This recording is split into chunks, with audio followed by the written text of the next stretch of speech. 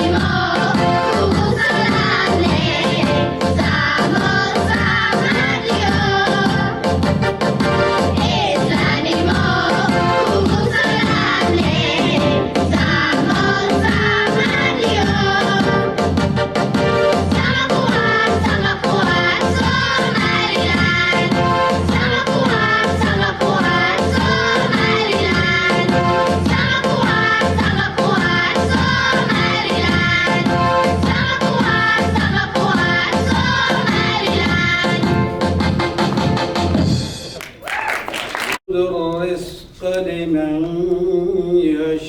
يشاء ويقدر إنه بعباده خبير بصيرا ولا تقتلوا أولادكم خشية إملاق نحن نرزقهم وإياكم إن قتلهم كان خطأ كبيرا ولا تقربوا الزنا إنه كان فاحشة وساء سبيلا ولا تقتلوا النفس التي حرم الله إلا بالحق ومن قتل مظلوما فقد جعلنا لوليه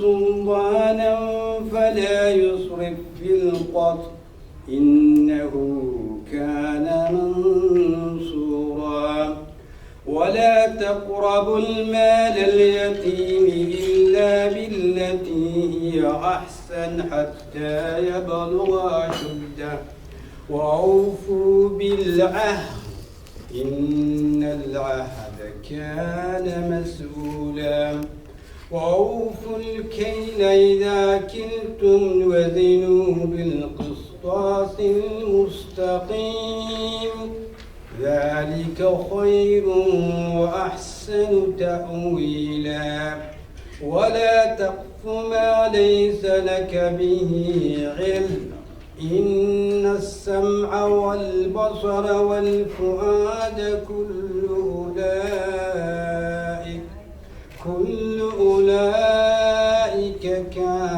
عنه مسؤولا ولا تمش في الأرض مرحا إنك لن تخرق الأرض ولن تبلغ الجبال طولا كل ذلك كان سيئه عند ربك مكروها صدق الله العظيم وصدق رسوله النبي الكريم ونحن على ذلك من الشاهدين والشاكرين والحمد لله رب العالمين.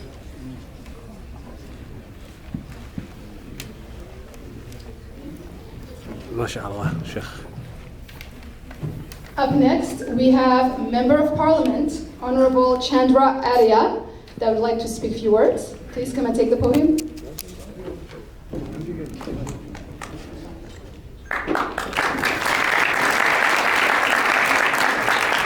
Assalamu alaikum. It's my pleasure to be here. I welcome His Excellency Dr. Isa Qaid to Ottawa. Should I say back to Ottawa? He was in Ottawa. He did work as a doctor in Ottawa Hospital. Welcome back, and it's very nice to see you. I had a good conversation with him yesterday, and he did brief me on the things happening there in Somaliland.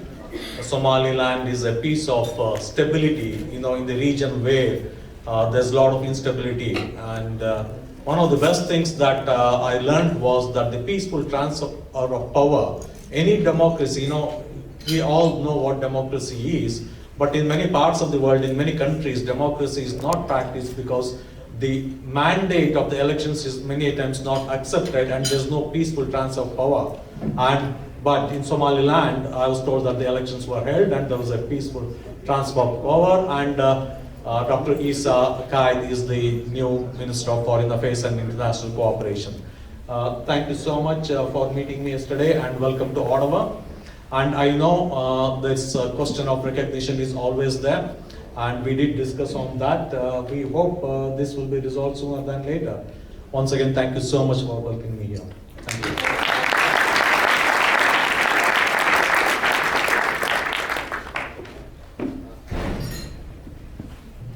Up next, we have our ambassador, Mrs. Lula Ahmed Isman.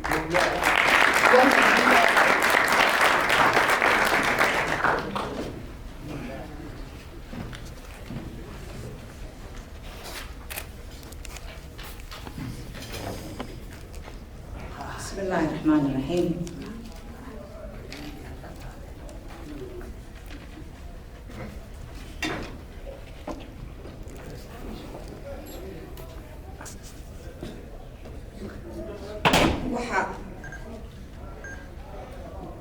Good evening, everybody, ladies and gentlemen. We welcome you to have and participate and have fun with us in this nice evening that we are about. And the main reason is to welcome our new nominated Minister of Foreign Affairs and International Cooperation of Somaliland, that is being in long tour in North America and UK. Waxaan salaamayaa after the greeting. Halka waxaan salaam uga dirayaa madaxweynaheedii mudane Muuse Biixi Cabdi, madaxweyne Ismaaciil Sayre. Waxaan salaam uga dirayaa ciidankeena nabadgelyada dalka ku ilaaliya, shacbiga reer Soomaaliya meel kasta oo ay adduunka ka joogaan, particularly intan iminka ay hor fadhida ee reer Ottawa ah. Waxaan leeyahay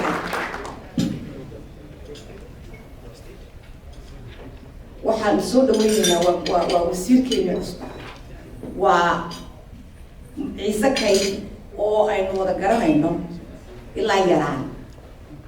The world is so small.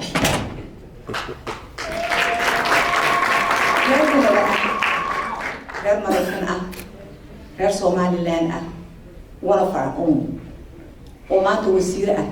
So waxaan arkaynaa in aynu isbeddelka inaku hayno maanta, aqoonsiga ay ku jirto inta badan aynu doondoonaynay ee aynaan wasiiro badan soo mareen, wasiiradaa badanna inkastoo hawluhu badnaayeen oo hawlo badan qabteen, laakiin maanta anigu horta feelingayga aan isleeyahay maanta isbeddel baa inoo dhacay, because waxa weeyaan dynamica qofka ku jira, culturekiisa, daacadnimada, hawlkarka, hadalka, fahanka, dhagaysiga au muujiyey inta yaru muddadu hayo ayaa idin tusaysa inaan wax la qabanno ay tahay. Inagu keligeen wax ma qaban karno hadduu isagoo ina la qaban, isaguna waxba ma qaban karo hadduuna shacbigu waxba la qaban. Marka waxaan leeyahay inkastoo la dardaaro laygu yidhi ha ku dheeraanin hadalka, waxaan halkan ka salaamayaa oo aan nasiib aynaan u yeelanin caawi nala joogto Dr. Adna Aadan Ismaaciil.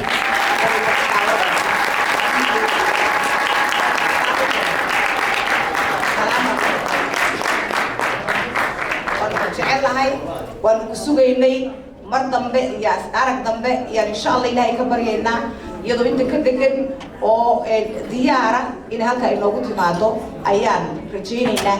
ducana way idiin soo diraysaa, nasiib wanaag waad soo gashay caawa Zoomka iyada afkeeda ku hadli doonta. waxaan halkan mahad ka celinayaa oo aan marmarka qaar ku yara adkaa dhalinyartii soo qaban qaabisay xafladda, wiil iyo gabadhba shaqo badan bay qabteen.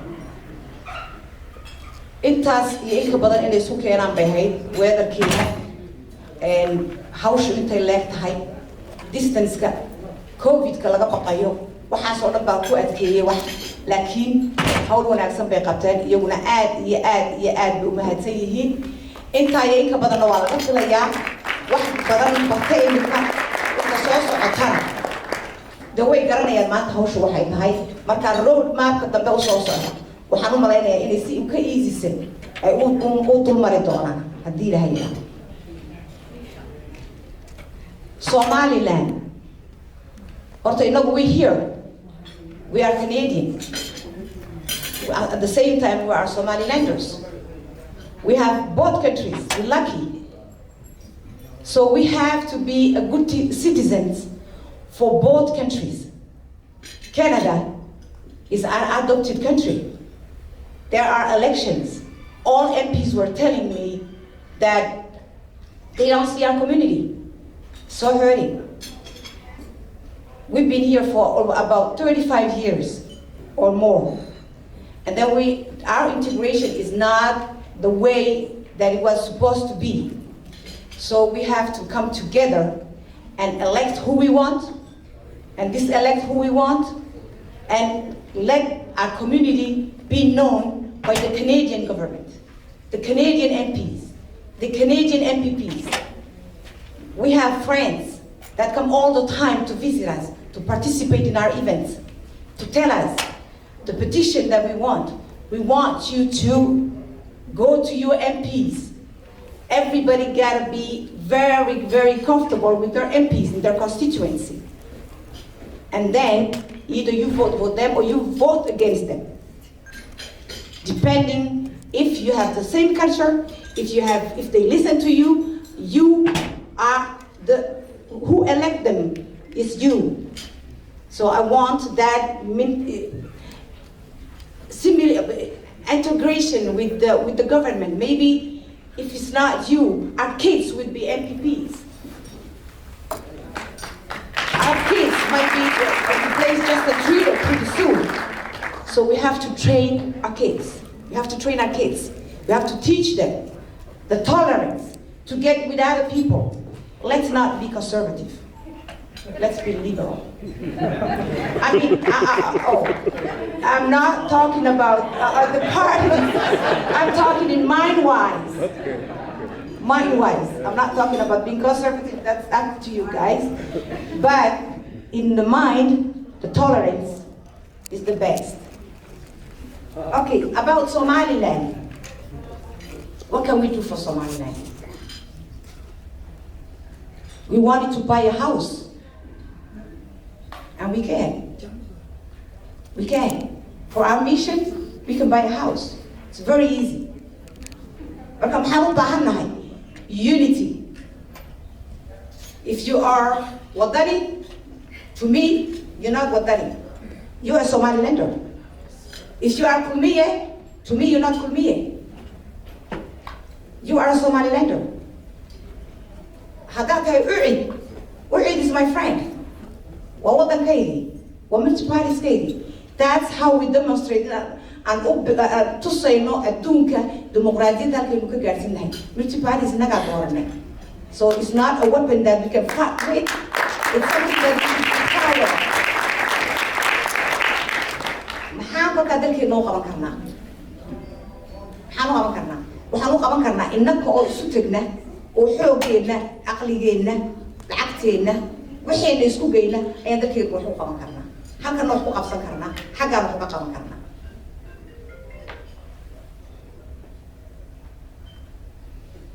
Meel walba waxaynu leenahay obligations iyo rights at the same time.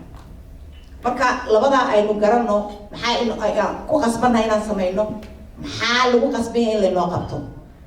Innagu waxba ma qaban karno, aqoonsina dadka ma weydiisan karno, ma qasbi karno, laakiin maxaan ku qasbi karnaa? Inayna dhegaystaan, inay dadkeena u naxaan, inay developmentkeena ka shaqeeyaan oo inaga caawiyaan. Waxay geeyaan lacagta wixii siyaasada waxaan u dhaafayaan wasiirka, laakiin inta guud ahaan aan ka hadlaya waxa weeye dalkan aynu joogno, aynu ka muuqano, aynu wax ka qabsano. Imagii haatan waxaan kusoo dhaweynayaa makarafoonkaan uga bixi Dr. Adna Aadan. Is that what it is? Dr. Adna Aadan oo inala hadli doonto waqti dambe u tahay UK bay joogtaa. It's about over two imika. Marka I welcome you Edo. So the room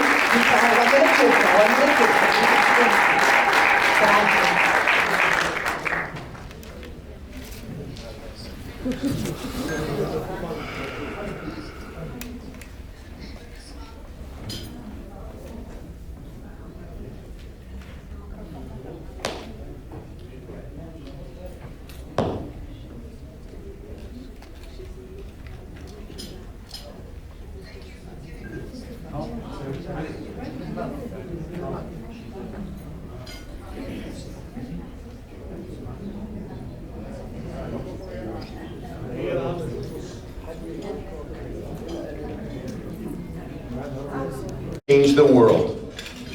ACRI strives to break the cycle of illiteracy amongst rural women and girls. And by erasing the barriers in education through basic literacy, education, and job skills training, girls and women are able to reach their full potential. Since it began, ACRI has trained over 500 girls and women. The impact of these ACRI graduates. The Minister of Foreign Affairs of the Republic of Somaliland, my friend, Dr. Isa. Dr. Isa is not new to us. He needs no introduction. Perhaps those of you who are as old as me remember when he was 25 years ago the head and the chairman of the Somaliland community here in Ottawa. Now our son is coming back, our Canadian son, that we are very proud of, as a big man, as the Minister of Foreign Affairs of Somaliland. Please welcome to I came just recently from Somaliland. I was based there for about 3 to 4 years. I've got good news for you. Somaliland Canadians are the biggest contributors to the development of Somaliland. Ever heard of Telephone?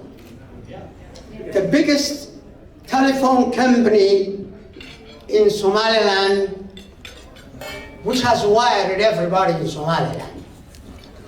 And it's also the one that established the mobile banking system. It's created by a Somalilander, Canadian, Abdikarim Mohamedi. His Excellency the Minister has constructed the best neurological hospital in Hargeisa. It's the best in the whole of Africa. You don't know, but we make brain surgery in Hargeisa in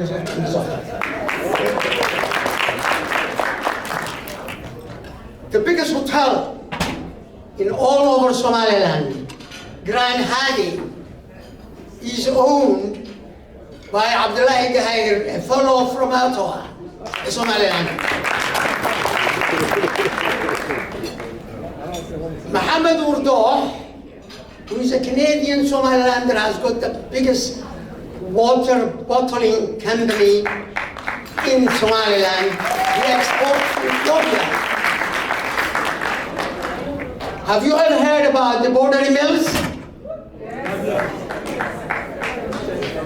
Two young engineers from Ottawa, Abdurrahman Sheikh Ahmed and Mustafa Ibrahim Fahir.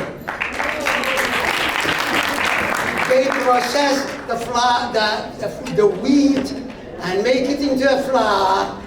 They import it from Ukraine and Canada, the wheat. Now they're making their own farms, but the flour they send all the way to Ethiopia and Uganda and Kenya. The biggest university in Somaliland, Golis University, that has got a branch in every part of Somaliland, is established by Saeed Ahmed Hassan, who's a fellow Canadian Somaliland.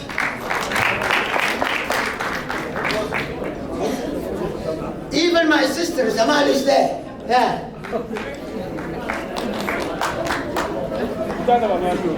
They made a primary, secondary school in the countryside, in the rural area. They named it the school after my father. It's called the Sheikh Hassan Primary School. All the best ideas come from Canada. And if you go to Somaliland, any rock you turn, you see Canada under. Canada is the biggest player in Somaliland, and I am very proud Somalilander Canadian, and I'm congratulating our community.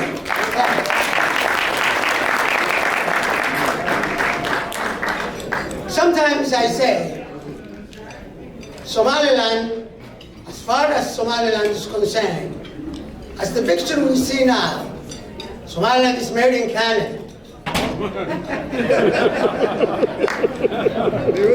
Therefore, Canada, it's high time that Canada claims and recognizes Somaliland. Isn't it high time?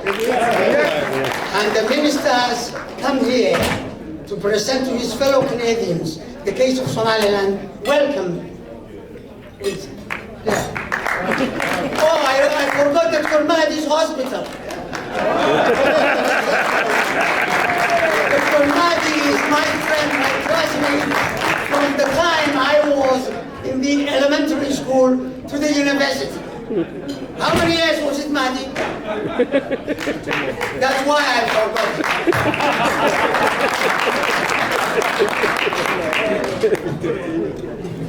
Hello everyone, before we proceed, I think it's time that we honor our adopted country. Please stand up for the Canadian National Anthem. S'il vous plaît, vous levez pour l'hymne national du Canada.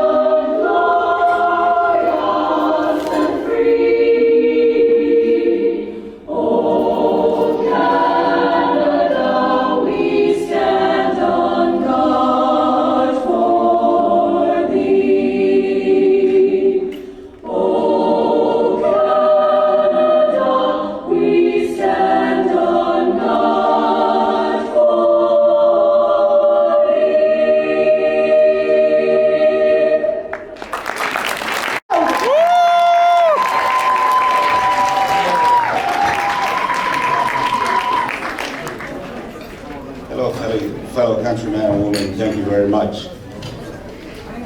It's a pleasure to be here tonight. I cannot tell you how I'm excited to be one of you tonight. Let's start with Excellence Lula, member of the government here, present tonight, member of the Canadian government here tonight, and those I have had the opportunity to meet during my visit. I would like to take this opportunity to thank the Somali Canadian community who organized this event, a great event. It was done in a very short time. It's with great honor and pleasure to be with you tonight. I would like to share the many great things happening in Somaliland and the Horn of Africa tonight with you guys. It is gratifying to note that we have thousands of Somaliland Canadians living and working here who remain in touch with the roots and play an important role in contributing to the economic, social, and political development. The Somaliland Canadian community continues to play a vital role in the reconstruction, peace building, and democratization process of Somaliland. For those of you who are not really aware or did not have the chance to read about Somaliland, I would like to make a brief overview of the reasons that Somaliland people opted to dismantle and revoke voluntary merger with the previous Somalia. I want to underscore here that the voluntary merger between Somalia and Somaliland in 1960 was behind the great idea of the Great Somali, of the Horn of Africa, amongst them Republic of Djibouti, the former French colony, Côte Française de Somalie, le territoire des Afar et des Issa, comme bleu. Region 5 of Ethiopia, currently back then called the Ogaden region, NFD, which is the northeastern part of Kenya. The idea came from that. So Somaliland joined Somalia because it wanted to make the great Somali populated area and to join them.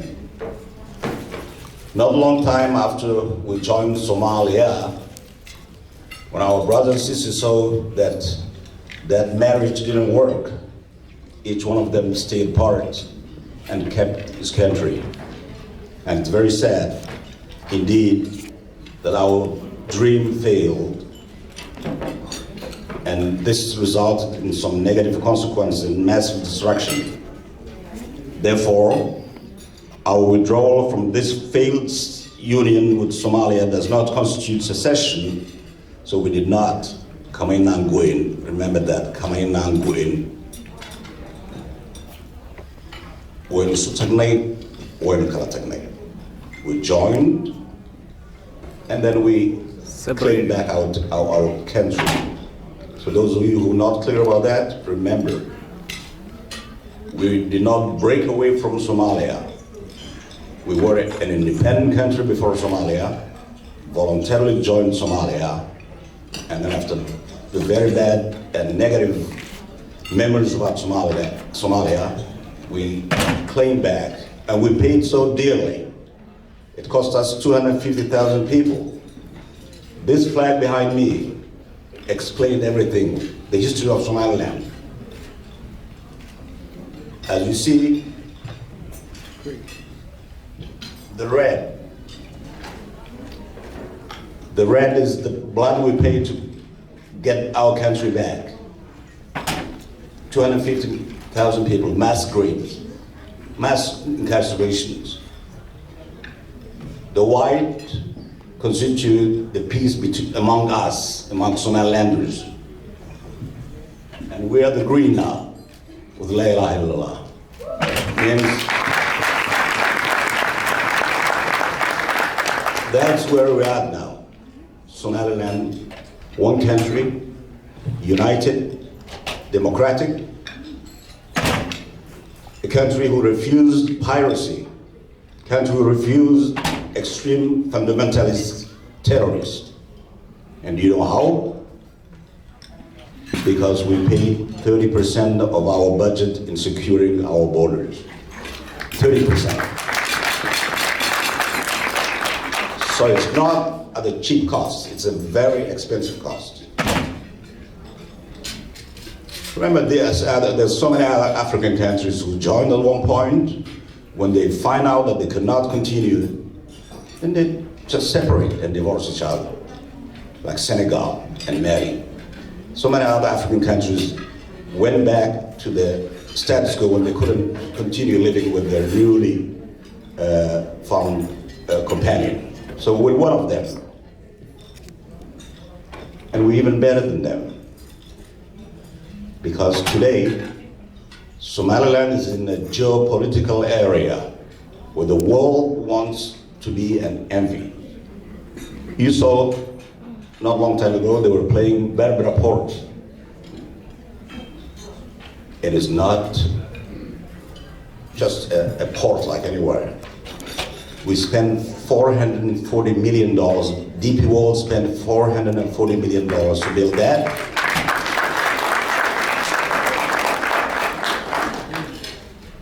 Millions of dollars.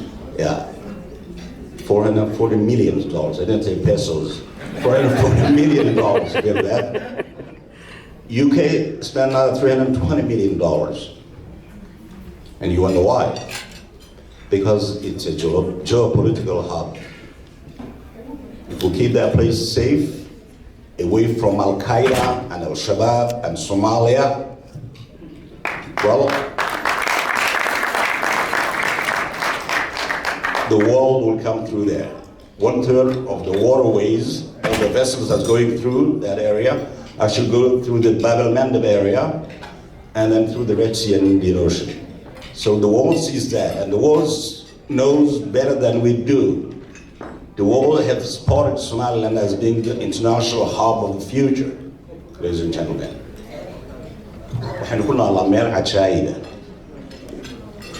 oo aad iyo aad cajaayiba ayuu ilaahay nagu beeray. Intaa markan ka tago, I want to tell to the international community that you are pouring billions of dollars in a failed state. 2% of what you send to Somalia, this failed fragmented state, only makes a rich Somaliland. And guess what? Where that money goes? As soon as you pay billions and billions of dollars to that failed state called Somalia, it goes back to the hand of Al-Shabaab, and they come and kill each other, and they make money with that. They become rich because of the international community donation. 2 months ago, I led a delegation to Kenya, Nairobi, and we said it's not going to work. We need a new arrangement. The old system is not working, and then we started with the European Union to create a new framework that will allow Somaliland to have what's due and Somalia to get whatever they are supposed to have. In this trip, I was in America, but I explained exactly that we are a democratic country. We had elections. We had parliamentary and local council elections. It was fair, free and fair. It was done using biometrics, the iris. And then at the end of the day, it was business as usual. At the end of the vote, the election, it was business as usual. There was no war, there was nothing at all. And that gave Somaliland a huge credit among the international community. Ladies and gentlemen, if when I came to UK and when I was in the States, meeting the Somaliland community, I've noticed that you have forgotten after the independence, when you freed the country. I remember before the independence, everybody was paying his dues to contribute to liberate the country. But after that, we all forget. We've forgotten everything. I remember in 1990, with, I don't know if it's here, Niab, and when I was the head of the Somaliland Community Association in EP, we're doing much better than what's happening today here, what's happening in Toronto, or what's happening in the UK.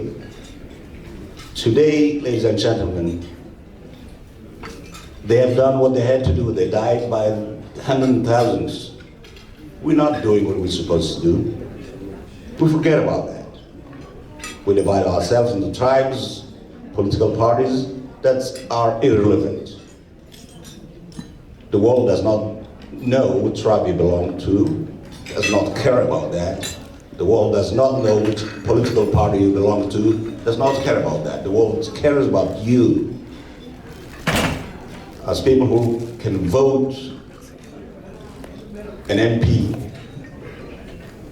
as people who can participate in the democratic election of Canada. It's you who are missing Mount Idinka Ilawi. And let me speak in Somali, please, now, if I may. waxaad ilowdeen maanta in aad dagaalka qaybtiinni qaataan. Aqoonsiga Somaliland ma yaallo Hargeysa ee rumaysta. Aqoonsiga Somaliland idinka jeebkiinnu ku jira. iyo anigoo idinla shaqeeya. Jeebkiinnu wuxuu ugu jiraa maalin baarlamaanka tagay. I'm a member of parliament in Canada here today. They were baffled. Nobody knew about Somaliland. And yet we were voting every day. Maalin walba cod baad siinayseen. Nin kale oon u baahnayn qaar idinka soo horjeeda cod siinayseen. La yaab weeyaan marka intaasoo kuna qofatiin in codkiina aad kari weydaan inaad tidhaahdaan waxaanu nahay dadka Somaliland ka yimid. Haddii member of parliament haddaad tahay aanad Somaliland ajandaheeda aanad hore u wadahayn codka ku siin maayo. haddii aad hore waddan cod kale ku siinaya markaas ninka member of parliament oo ka kooban dawladda wuxuu sameynaya hore u wadaya ajandaha Somaliland. intaa ka hor waxbay noo suurtageli mayso. waxaan idinku ballan qaadayaa imika noqdo inaan itaal badan saari doono si aan dib u abaabulo community-ga Somaliland ee Ottawa.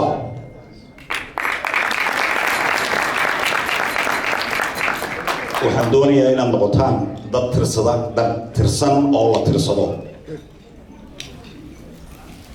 dad la og yahayna dalka ku nooshiin. waa inaad is urursataan ood samaystaan community centers. waa inaad samaystaan mission loola ay bilowday. waa inaad gebigan la shaqaysaan. aqoonsiga Somaliland oo kaliya kama shaqeeya anigu. waxaan ka shaqeeyaa horumarka dhaqaale ee adduunyada aan ka dhaadhinay Somaliland tahay meel free enterprise safe dhaqaale la gashan karo si aynu u helno job creation oo abuurno. inagu weli aanay naga halmaamin oo inaga lumin aqoonsi raadiskii haddana waa inaynu adduunyada dhinaacna we still although we're going for that, but it's still business. We're open for business. And guess what? Marka intaasoo shirkado millions and millions and millions of dollars ay dalkaaga gashadaan, automatically nin walba si wixiisa u dhowrto oo ku aqoonsan doonaa. Et c'est comme ça que nous allons arriver à faire un pays. Oui, bien sûr, un petit peu en français, n'est-ce pas?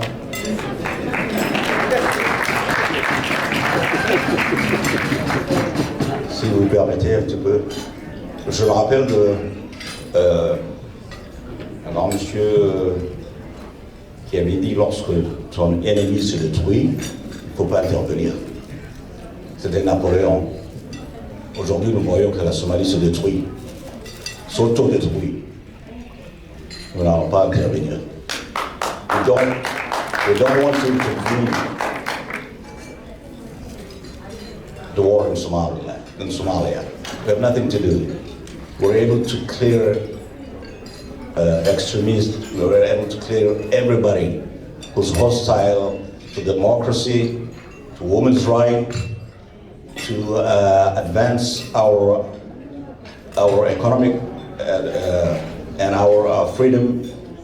So we're going to go forward. Somaliland will continue, and please remember the duty of looking for la reconnaissance de la Somaliland est dans vos poches. Ce n'est pas dans les poches du gouvernement somalien, ce n'est pas dans ma poche, somalilandais, dans ma poche. Et ensemble, nous pourrions faire quelque chose. Ensemble, nous devons aller ici, pas loin d'ici, au Parlement, et dire qu'ensemble, nous voulons que le Canada reconnaisse la Somaliland. C'est comme ça que nous allons y arriver. Il doit faire la même chose aux États-Unis, il doit faire la même chose au Toronto, il doit faire la même chose partout dans le monde où il y a des Somalandais. Vive la Somaliland, vive le Canada, et merci mes amis.